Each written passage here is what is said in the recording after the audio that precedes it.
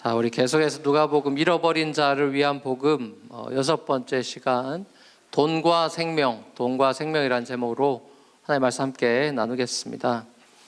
오늘 이 에피소드의 배경을 좀 더 잘 알려면 바로 앞에 좀 더 이미디에이트 컨텍스트인 11장 53절, 우리 12장 읽었죠? 11장 53절 이하의 말씀을 봐야 합니다. 예수님께서 서기관과 바리새인들에게 화 있을진저, 복음서에 보면 그런 얘기 많죠. 화 있을진저 시리즈의 말씀을 서기관 바리새인들한테 폭풍같이 쏟아내고 거침없이 그들을 비판하고 이제 도전하셨을 때 이 사람들이 열받아가지고 막 몸싸움을 일으키고 하는 그런 장면이 생겼습니다. 요즘 마치 한국의 그 국회에 빠루가 나오고 막 그러는 것처럼 이 서기관과 바리새인들이 업셋돼가지고 예수님을 밀치고 욕설을 퍼붓고 그러는 사이에, 실경이 벌어진 사이에 무리 수만 명이 모이는 아주 그런, 누가의 표현으로 빌리자면 사람이 밟힐 정도로, 요즘 우리식으로 표현하면 BTS 콘서트 현장처럼 사람들이 너무나 많이 모였다고 합니다. 자, 이런 상황에서 예수님께서는 당황하지 않고 무리를 빠져나오셔서 차분히 제자들한테 티칭을 하는 장면을 보게 됩니다. 자, 너희들 봤지? 이러면서 이제 그 현장을 빠져나와서 처음 가르침을 준 말씀이 쟤네들 누룩 조심해라 였습니다. 바리새인들의 누룩을 조심해라. 그건 뭐냐면 쟤네들처럼 외식하면서 살지 마라. 가식적으로 살지 마라. 자, 그 얘기를 제일 먼저 하셨습니다. 멋들어진 종교인처럼 보이지만 그 속에 탐욕이 꿈틀거리고 저런 식으로 너희가 살지 마라. 저런 사람들 세상 권력과 힘을 두려워하고 그러면서 그런 거에 붙어서 사는 사람들인데, 너희는 세상의 권력과 힘 두려워하지 말고 사람의 생명을 죽이고 또 지옥까지도 보내는 그런 권세를 지니신 하나님을 두려워해라. 요거가 이제 그 많은 물이 빠져 첫 번째 했던 가르침이었습니다. 자, 그리고 이제 이 제자들도 너희들도 나처럼 회당이라든지 정치 위정자들이나 권세자들한테 붙잡혀 끌려가게 되는 일도 생길 텐데 예언처럼 이렇게 말씀을 하셨어요. 그럼 너희가 내가 이렇게 고난 당하지, 너희도 고난 당하고 끌려가고 그런 일이 생길 텐데, 자, 그런 일이 생겨도 염려하지 마라 이렇게 가르쳤습니다. 그러니까 두려워하지 마라, 염려하지 마라, 이게 이제 그 제자들 앉혀놓고 제일 먼저 하셨던 그 복잡한 아수라장된 상태에서 하셨던 말씀이고, 자, 그 티칭을 하고 있는 사이에 중간에 말을 자르고 들어온 한 명을 보는 거죠. 그 수만 명의 무리 가운데 뚫고 한 명이 예수님 앞에 와서 급하게 청탁을 합니다. 자, 이 사람의 대사를 들어보면 사실은 리퀘스트라기보다는 명령조인 그 뉘앙스를 발견할 수 있습니다. 그래서 영어 번역에는 이렇게 돼 있어요. Teacher, tell my brother to divide the family inheritance with me. 이렇게 돼. Tell my brother 이렇게 돼 있어요. 명령하십시오, 말하십시오, 내 형에게 말하세요라고 이렇게 임페라티브로 말하는 이 사람을 봅니다. 아마도 이 사람이 유산 분배에 있어서 공정하지 못한 억울한 일을 당한 모양입니다. 그러니까 일반적인 경우라면 형이 유산의 3분의 1을 가지고 동생은 3분의 1, 그러니까 형이 2배 더 가지죠. 이런 식으로 상속받는 게 유대인의 전통이고 모세의 법인데, 자, 이 사람의 경우는 이런 일반적인 케이스가 아니었던 모양이죠. 어쩌면 배다른 형제일 가능성도 있는 것 같고요. 그러니까 아버지한테 2명의 아내가 있는 경우에는 부당한 유산 분배가 있곤 그 당시에 그랬기 때문에 그런 경우였는지도 모르겠습니다. 어떤 경우였든지 간에 이 사람의 주장은 이 정의라는 관점, 저스티스나 페어니스라는 관점에서 봤을 때는 이 사람의 주장이 틀린 게 없어 보입니다. 오죽 답답하고 또 억울하면 그 당시 이런 일을 주관하는 랍비들이나 행정기관 찾아가지 않고 예수님께 왔겠나 싶습니다. 아마 이 사람이 그런 시도들을 안 했을 리가 없어 보여요. 그런 걸 다 했을 것 같은데 아마 허사로 다 돌아가고 이제 최후의 수단으로 그 당시 랍비, 최고의 랍비로 통하는 예수한테 와서 신앙적인 어떤 상담이라기보다는 세상 이런 어떤 법적 문제를 가지고 예수님 앞에 와서 이제 이런 리퀘스트를 하고 있는 거죠. 자, 그런데 예수님의 답변이 우리가 많은 복음서에서 보듯이 예수님의 답변이 역시나 의외입니다. 그 형을 나무라면서 에이 못된 형 같으니라고 하면서 그 승자 독식을 해버린 그 형을 비난하고 이 동생의 마음을 들어주고 그렇게 하시지 않습니다. 마치 같은 누가복음 10장에서 예수님께서 이 동생 마리아가 자기 도우라고 명령했던 마르다, 그 사건을 여러분 기억하시죠? 아이고 마르다야, 우리가 마르다 마음 몰라줬구나 하고 주방으로 들어가서 음식 준비로 분주했던 마르다 편을 예수님이 마르다 편을 들어주시지 않죠. 예수님의 이 동생을 향한 첫 번째 반응은 단호한 거절이었습니다. 그러면서 이렇게 말하죠. 이 사람아, 누가 나를 너희의 재판관이나 분배인으로 세웠냐? 이렇게 매몰차게 대답을 합니다. 그러니까 우리 식으로 말한다면 네가 날 뭘로 보느냐? 내가 너 유산이나 분배해주는 그런 사람으로 보이냐? 이런 이제 뉘앙스, 굉장히 불편한 뉘앙스가 원문에도 사실 들어 있습니다. 그러니까 오늘 본문이 속한 좀 더 넓은 문맥을 또 살펴볼 때, 누가복음 전체 구절을 살펴볼 때 예수님께서 갈릴리 사역을 이제 앞부분의 사역들을 마치고 이제 십자가에 돌아가시고 십자가 죽음을 위해서 예루살렘으로 올라가는 그 여정의 스토리가 담긴 게 이 누가복음의 중간 바디 부분인데, 그 바디 부분에 오늘 본문이 이제 속해 있고, 그 바디 부분이 시작되는 갈릴리 사역 앞부분의 그 내용들이 끝나고 이제 예루살렘 가는 여정에 시작되는 그 분기점이 되는 말씀이 이제 누가복음 9장 51절인데, 새로운 단락을 시작하는 그 파트 안에 오늘 본문이 들어있는데, 그 첫 시작 말씀이 이렇습니다. 누가복음 9장 51절입니다. 같이 한번 읽어보겠습니다. 시작. 예수께서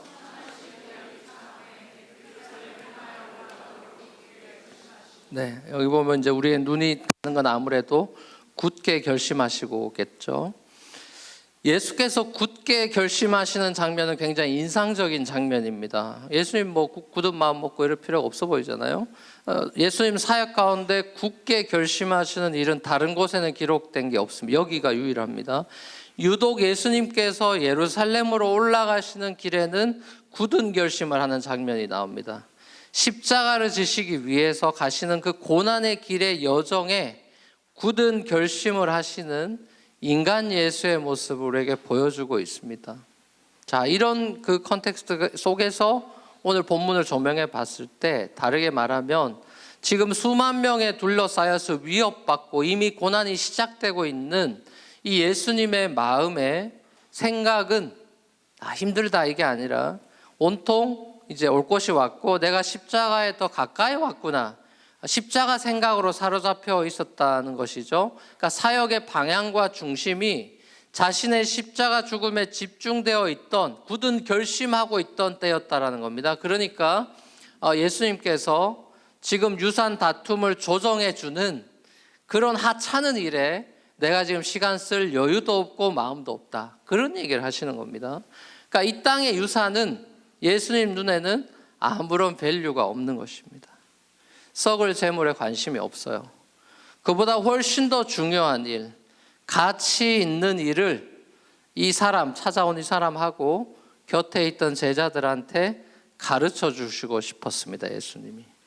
자, 그래서 예수님께서 이 사람의 그 요청에 사실상 딴소리를 하고 계신 것입니다. 예수님은 이 사람과 제자들한테 촌철살인 같은 한 말씀을 던지시죠. 오늘 본문의 핵심 메시지이기도 하죠. 촌철살인 같은 한 말씀을 던지십니다. 너희 조심해라. 너희 다 조심해야 된다. 온갖 탐욕을 멀리해야 된다. 재산이 차고 넘치더라도 사람의 생명은 거기에 달려있지 않아. 이게 이제 예수님의 촌철살인 같은 한마디 말씀입니다. 유산 그 문제로 찾아온 사람 앞에 두고 예수님은 그 문제의 핵심을 다른 데로 돌리고 있는 것입니다. 문제의 핵심은 유산을 공평하게 분배해 주는 것에 있지 않다. 형이나 너나 둘 다 탐욕의 덫에 걸려 있다. 그러면서 사람의 생명이 많은 소유에 달려 있지 않다는 말씀을 하신 거죠. 돈이 너무 좋아서 동생한테 한 푼이라도 안 뺏기려고 하는 형이나 자기 몫의 돈을 못 받아가지고 미움과 분노로 가득 차 있는 동생이나 둘 다 돈의 노예가 된 건 똑같은 거다라고 얘기하고 있단 말입니다. 그러니까 문제의 핵심은 유산의 문제가 아니고 탐욕의 문제다. 더 나아가서는 결국 생명의 문제다라고 방향을 전환시키는 예수님의 모습을 봅니다.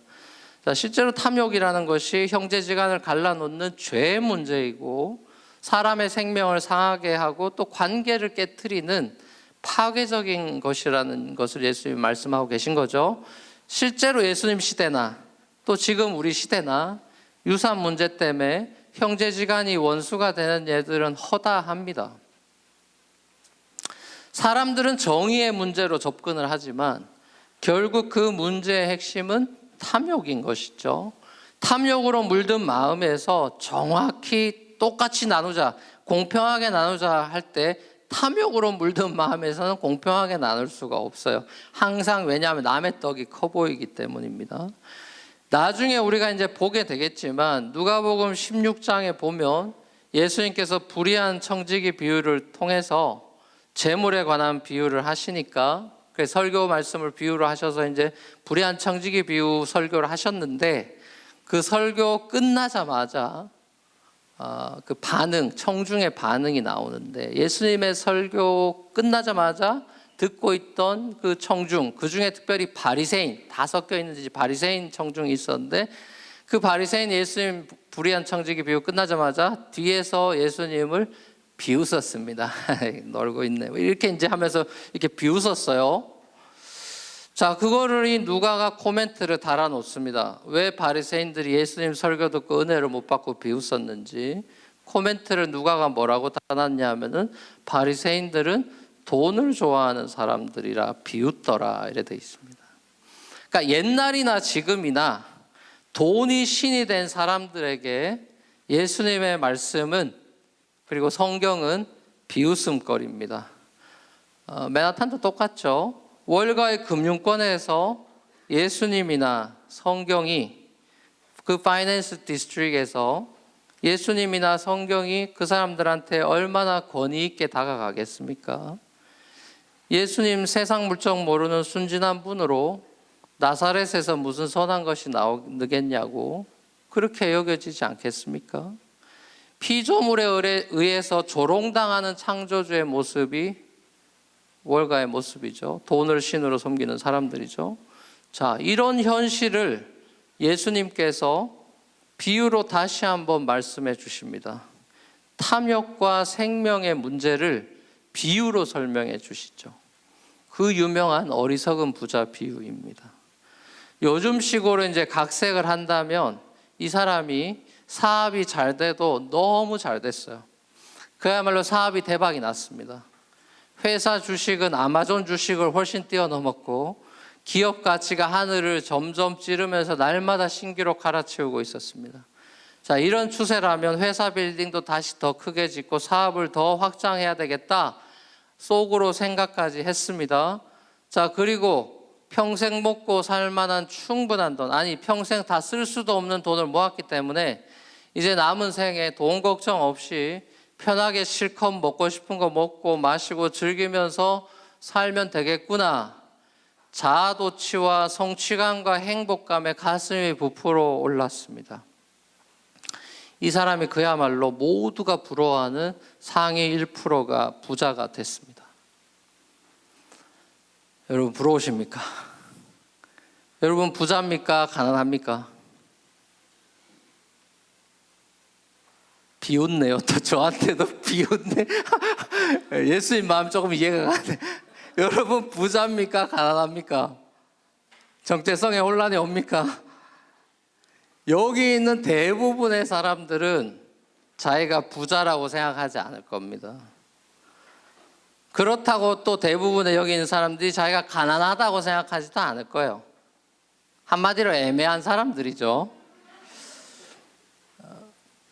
부자가 천국에 가기 어렵다. 부자가 천국 가는 게 약대가 바늘귀로 들어가는 것보다 훨씬 어렵다. 그런 예수님의 비유를 들어도 우리 마음이 편하죠. 어차피 부자가 아니니까. 부자와 거지 나사로 비유 이런 거 들어도 마음에 크게 와닿지 않습니다. 나는 부자도 아니고 거지도 아니니까. 우리가 생각하는 부자는 어떤 사람이에요? 맨하탄에서 부자 소리 들으려면 어떤 정도 돼야 되죠? 알렉산더 아모스 양복에 화려한 쇼파드 보석 시계를 차고 마놀로 블라닉 구두를 즐겨 신으며 에르메스 가방과 베루트 핸드폰을 들고 부가티 베이론을 타고 다니는 정도는 돼야 부자 소리를 들을 것 같습니다. 제가 말씀드린 이 브랜드들 여러분 다 아시잖아요. 모르세요? 그러니까 애매한 거예요.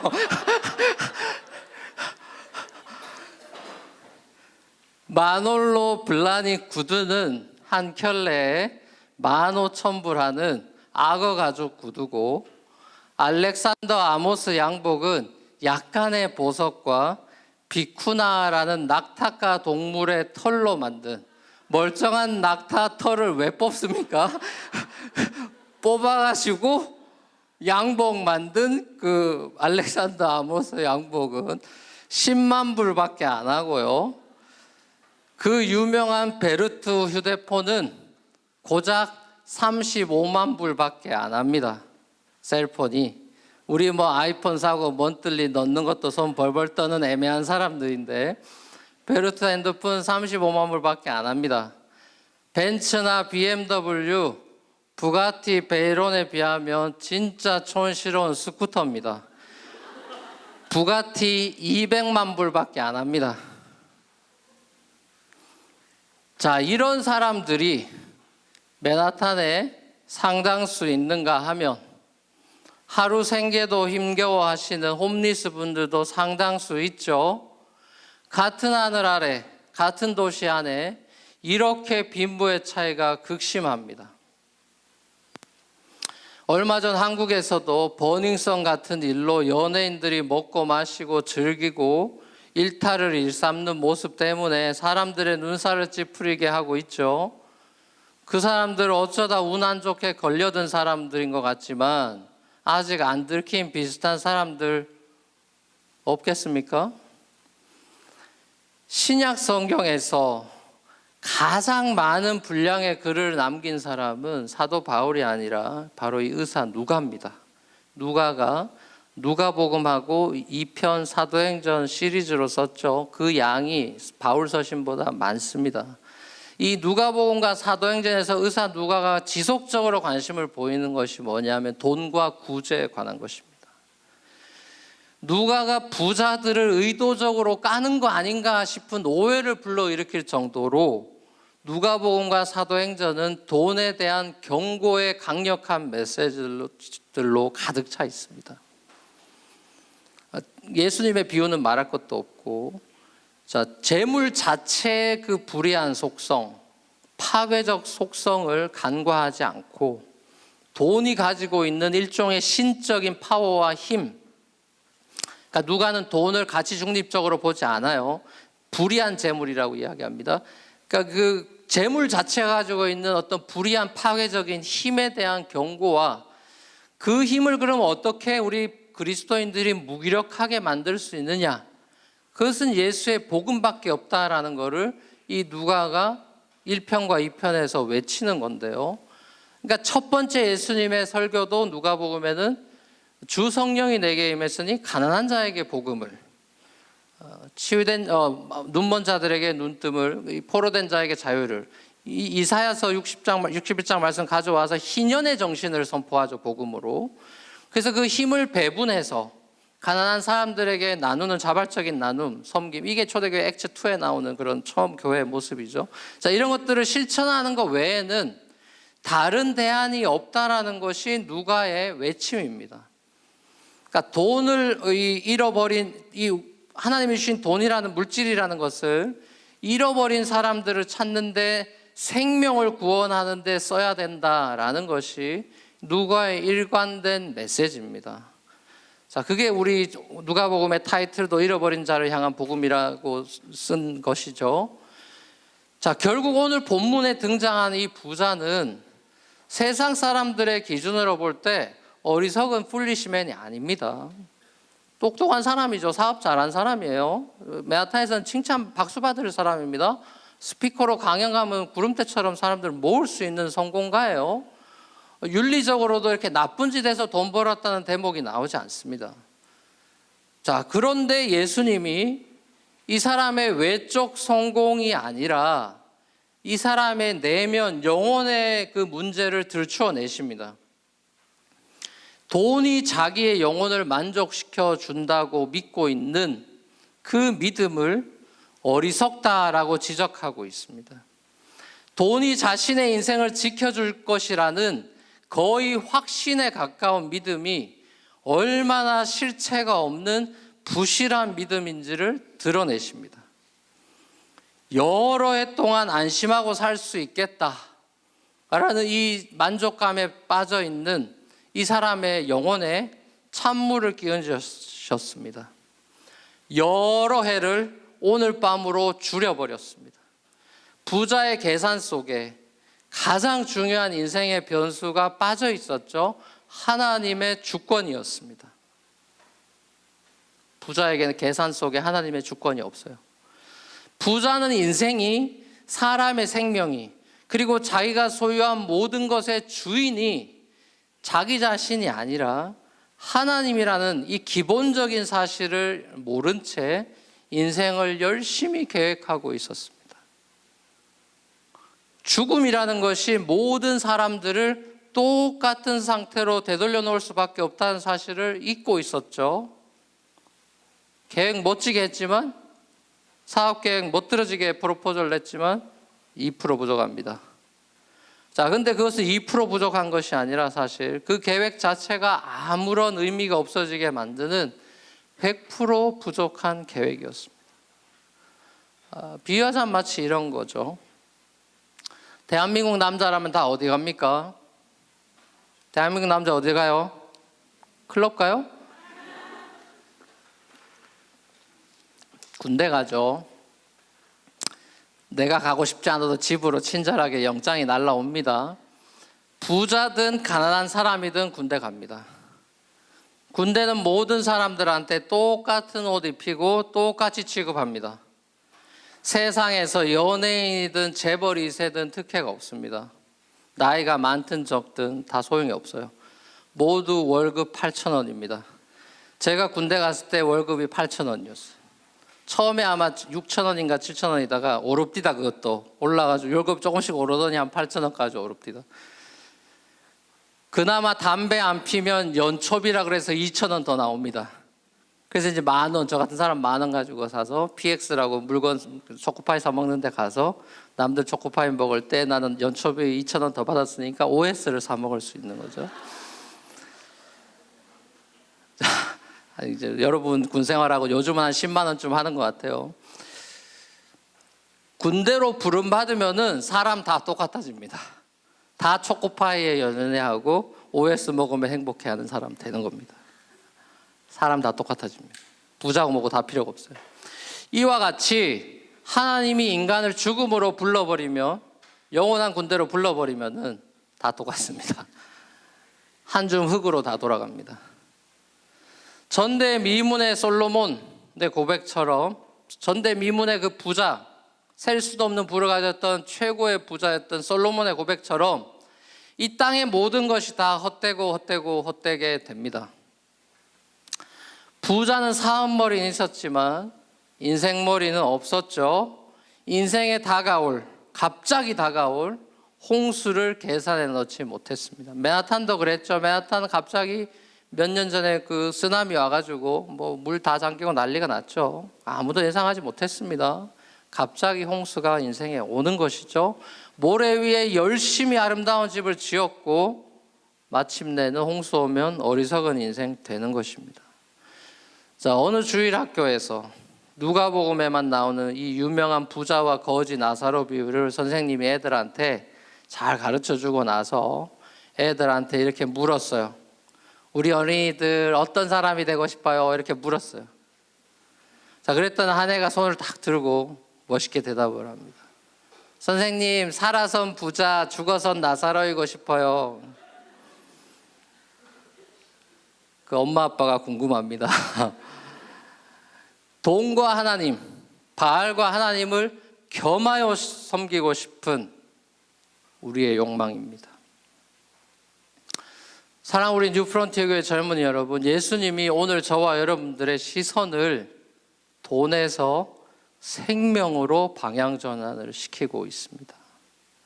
소유의 많음으로 은행의 잔고가 많아지고 연금이 늘어나고 보험이 든든한 것으로 인해서 거짓 시큐리티, 거짓 안정을 가지고 그 두려움들을 없애가면서 거짓 안정을 추구하고 이렇게 살아가거나 더 많은 돈을 내가 가짐으로써 생활의 안정을 찾으려는 이 탐욕과 그 정신에 대해서, 그 스피릿에 대해서, 그 소울에 대해서 경고하고 있습니다. 또 그와 동시에 돈이 적어서, 돈의 적음으로 인해서 생활고 때문에 염려하는 삶에 대해서도 오늘 패시지 다음에서 하늘의 새나 들의 백합화나 공중의 새들 내가 먹이고 입힌다. 하물며 너일까 보냐.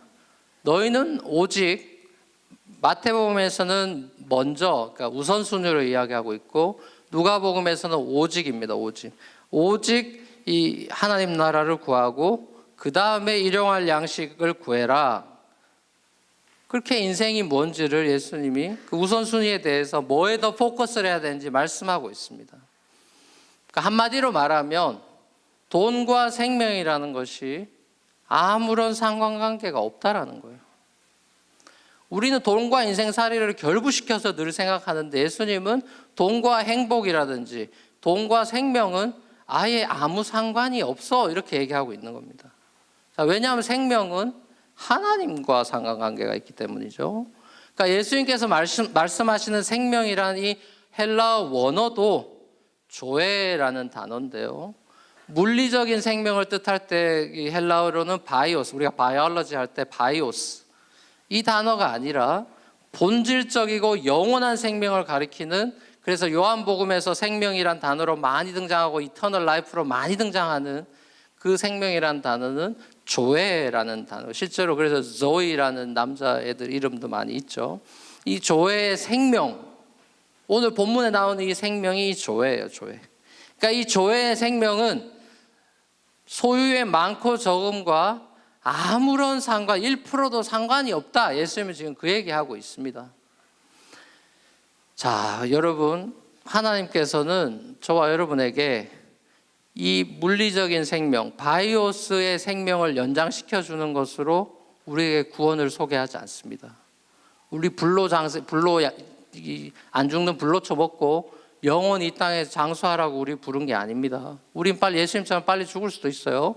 자, 우리에게 이 바이오스의 문제가 아니고 조의 이터널 생명을 주시기를 원하시죠. 배부른 돼지가 아니라 거룩한 예수님의 형상으로 우리를 참 인간으로 아름답게 회복시키기를 원하십니다. 돈에 대한 탐욕은 인간을 인간 이하로 만들고 더 가지려는 추한 사람으로 만들고 탕자처럼 결국 돼지 쥐엄 열매나 먹는 인간 이하의 삶으로 추락하게 됩니다. 여러분, 여러분이 돈을 추구하고 돈을 섬기면 여러분 돈을 닮아가게 될 것입니다. 여러분들이 하나님을 섬기고 하나님을 좋아하게 되면 하나님을 닮아가게 돼요. 여러분이 사랑하는 것을 닮아가게 돼 있어요. 하나님은 당신의 아들 예수 그리스도를 이 땅에 보내시고 탐욕으로 물든 저와 여러분에게 진짜 인간됨, 참 생명을 주시기 위해서 십자가에서 자신의 생명을 바치셨습니다. 그리고 저와 여러분의 참 생명을 위해서 죽음 가운데 생명으로, 조회의 생명으로 3일 만에 부활하셨습니다. 우리의 탐욕으로 물든 옛사람이 십자가에 죽고 그리스도의 생명 안에서 새 사람이 되도록 그야말로 놀라운 은혜를 베풀어 주셨어요. 우리가 만들어낼 수 없는 생명을 주셨어요. 조회 우리 바이올로지에서 뭐 인간 복제니 뭐니 할 수 있을지 몰라도 영원한 생명을 인간이 창조할 수는 없죠. 하나님이 그 생명을 우리에게 은혜로 그냥 값없이 주셨어요. 새로운 인생을 영원토록 살 수 있는 엄청난 은혜를 우리가 입었습니다. 1만 달란트 용서받고 이제 갚을 수 없는 은혜를 받았어요. 자, 오직 이 은혜를 아는 사람만이, 이 영생의 가치와 이 은혜의 가치를 아는 사람만이, 예수님 표현으로 하자면 마음의 그 deep inside heart에 있는 마음의 treasure, 마음의 깊은 곳에 있는 숨겨진 보물이 예수인 사람이, 예수의 부활 생명으로 마음의 보물로 가득 차 있는 사람만이, 부요한 사람만이 돈의 힘과 세상의 거센 압력으로부터 자유로워져서 오직 하나님의 나라를 구하며 살아가게 될 것입니다. 비천에 처하든 부요함에 처하든 돈의 액수와 상관없이 자족할 줄 알고 초막이나 궁궐이나 내주의 수 모신 곳이 그 어디나 하늘나라임을 노래할 수 있는, 세상이 이해할 수 없는, 세상이 줄 수 없는 평안을 가지고 있고 시큐리티를 가지고 있는, 세상이 감당할 수 없는 믿음, 두려움을 넘어서 믿음을 가지고 있는 그 믿음 가운데 살아가는 우리 뉴프런트 교회 모든 젊은이들 될 수 있기를 주 예수 그리스도로 간절히 축원합니다.